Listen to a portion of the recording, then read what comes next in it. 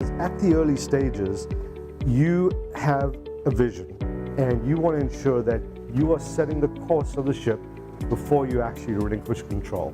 This video is brought to you by Procopio Law, the recommended law firm of Founders Floor. From my point of view, my goal is typically to ensure that the founders will maintain control at least through the Series A, hopefully to the Series B.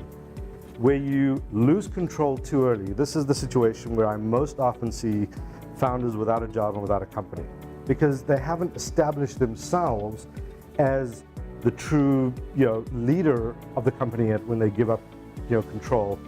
So control is one thing and economics is the other thing. Obviously, not having a good funding strategy, giving up more than you really should to investors is a situation where you may end up just working for the investors for 10 years, and that's not a good situation. Again, from last week, just to preface why, what I think about in terms of exits, good exit, bad exit, to me it's not about the money. It's not about how much money you take.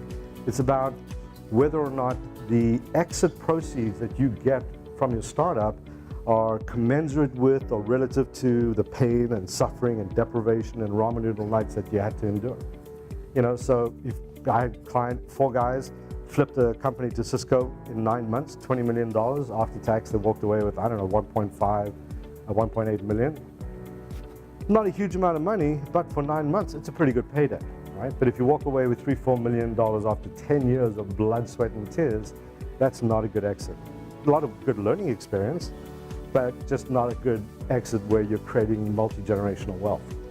So, bottom line, develop a funding strategy that's appropriate under the circumstances. And not every funding strategy is going to be appropriate for every company. So if you are a company that has a whole lot of IP and you can afford to go slow and steady and raise at certain milestones, that's great, right? That's good for you, but you have that luxury because you have IP. But if you're just a first market wins, you may have to take a whole lot more money, a whole lot sooner, just to make sure that you are the winner.